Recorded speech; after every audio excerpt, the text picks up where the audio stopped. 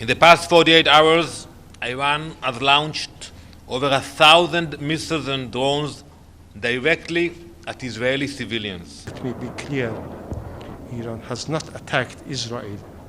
Iran has not started any war. Iran aims its missiles at children while we target the regime's terror machine. Just hours ago, Israeli regime deliberately targeted the office of Iran's news agency during a live broadcast. This appalling attack constitutes a blatant war crime and a direct assault on press freedom.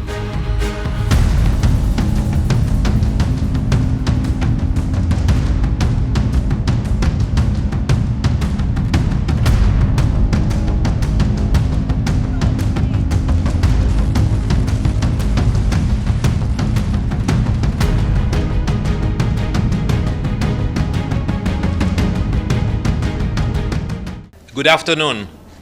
In the past 48 hours, Iran has launched over 1,000 missiles and drones directly at Israeli civilians. We pushed back the nuclear program in the last few days, and we will continue with our efforts to push back the program. It's not a short operation.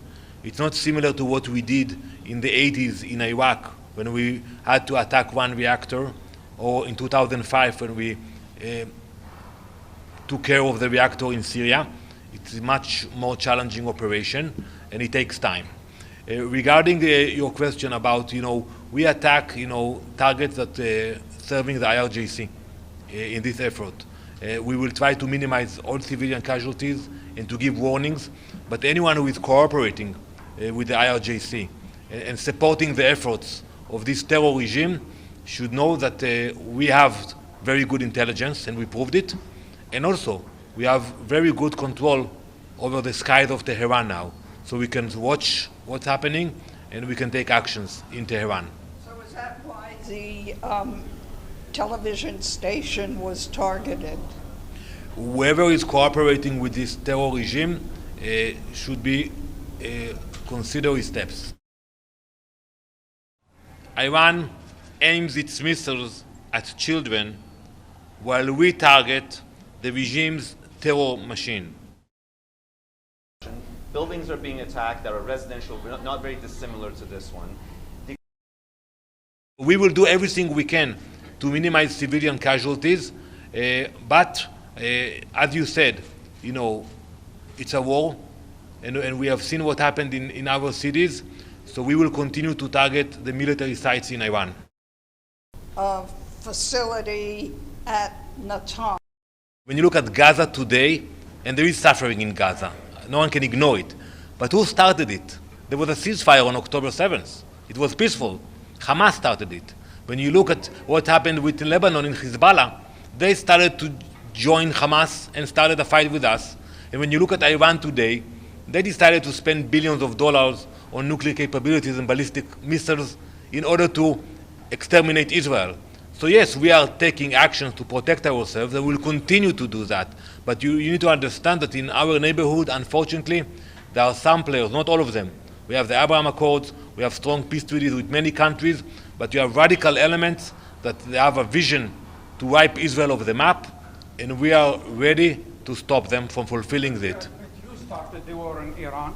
No. You admit that? No, we took a preemptive steps in order not to be surprised like happened to us on October 7th. Just hours ago, Israeli regime deliberately targeted the office of Iran's news agency during a live broadcast.